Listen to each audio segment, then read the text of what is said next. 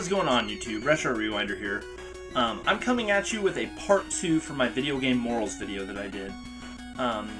The first video had a much better response than I thought it would be. A lot of people commented, had a lot of conversations with people. I also had 2 video responses, and I want to thank both of you, Boomstick229 and Goodwill Hunter. You both did video responses. I'm very appreciative of that. Part of the thing that arose from this last video is a few topics also emerged that I want to talk about, and another topic that no one really talked about, but I want to talk about personally. So, let's just jump into this. The first topic that I'm going to talk about is resellers and my opinion on them. And to be quite frank with you guys, I am a reseller. I buy a lot of stuff and I resell. I resell on eBay. I don't do a whole lot of selling on Craigslist. I don't go to flea markets and sell. I don't do anything like that, but I do sell on eBay. And I know a lot of people have bad thoughts towards resellers. I've been to a couple flea markets that have resellers that set up, that have the ridiculous prices and everything. And I pretty much don't sell anything on eBay that I'm going to get under $10 for. I'm not going to sell a whole bunch of $5 games on there. So anything that I buy in bulk and have stuff that's, $3 here, $4 there, I'll put those up for trade. I'll take them into game stores, that kind of thing. As for the other stuff that does sell above $10, I do sell on eBay, like I said. So I don't do a lot of face-to-face interaction where I'm, trying to get the most out of people. And anyone that has bought off me, I've sold to a few people here on YouTube. If you do want to see the stuff I have for sale on eBay, I don't charge eBay prices to my YouTube people. It's much more personal when it comes to YouTube, and I'll hit you up with deals. I've sold a few things on here, and I think I'm pretty good about giving good deals to people that I interact with. Now, I know some people are saying that it's not right for someone to go and buy up things and make money off of them, leave them, whatever. But frankly, I have to have a return on this collection. If I didn't have a way to buy these things, like most of my collection has been funded by the purchasing and reselling of things. If I did not have that, I would not have a collection because my wife wouldn't want me to have it because there's no justification for spending all that money. So most of this collection has come from selling stuff. Now, I don't go on eBay and look at the highest auction prices that they're wanting for and put all my stuff up to that. Normally what I do is I'll go into the sold listings and I'll do about an average. If a game sells anywhere from $10 to $15, I'll do $12.99 or something like that. So I put myself right in the middle there, and depending on what the people are paying for, that's about what I'm selling it for.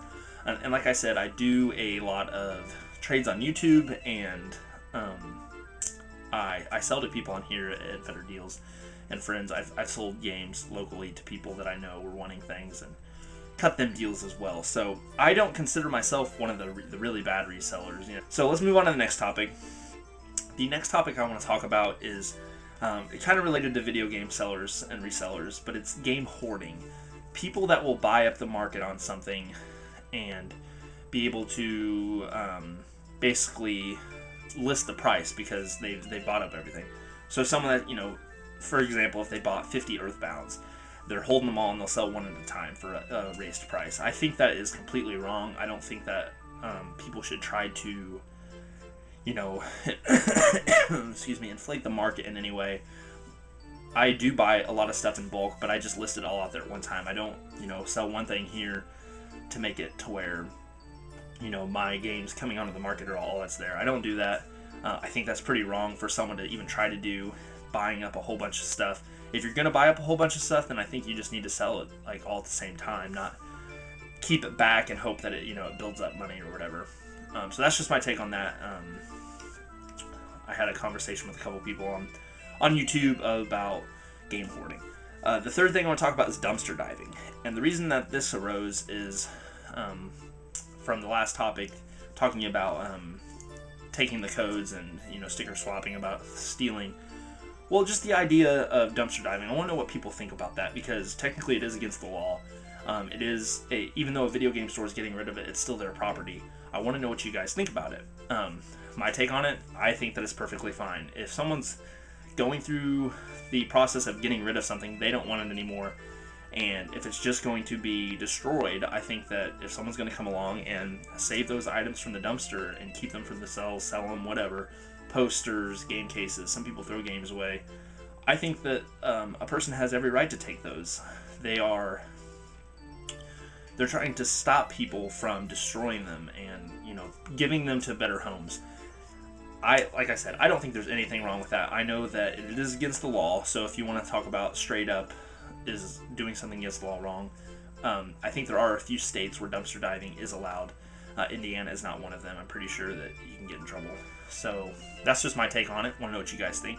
And the last thing is something that I want to talk about that no one's really talked to me about personally, but I've seen it come up on other people's channels. And this kind of isn't really moral related in game hunting. I guess it kind of is, but I want to talk about the collecting aspect of collecting quantity. I know a lot of people out there are all about collect what you want. Don't collect everything. I don't collect everything. When it comes to disc-based systems, I only collect the games I want to play.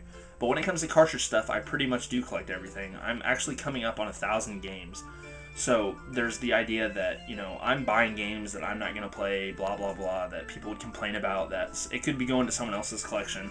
And I really wanted to hit on that because I've seen it in people's channels talking about you should only, buy what you're going to play and all that. Well, personally, I'm only 25 years old. So, I've got another good 50 or more years in me, I hope, if my health goes right and everything. And I'm collecting for the long haul. Like, I plan on having more time when I get a little older. Right now, I work 2 jobs. I do some coaching. I don't have a whole lot of time to play games. But I am, I think about, okay, well, 20 years from now, I'm going to have a lot more time. So I'm going to sit down and play a lot more of these games. So that's why I collect now, because if I wait 20 years to start, collecting them to play them again, it's just the price rate on them is probably going to be a lot higher. So that's how I feel about that. I know a lot of people don't like other people that collect a lot of quantity over quality. I collect both. I do a lot of quantity. And when I do have the time, I'll sit down, I'll pop 4 or 5 retro games in, play them for a little bit of time until I get frustrated with them, whatever the deal is. But like I said, this very last topic, doesn't really hit on the morals that much. Like I said, morally, I guess if you're talking about I'm buying up things that other people would want in their collection and I'm not getting good use out of it, but not yet. So that's my argument on that. I do plan on playing the majority of these games in the future.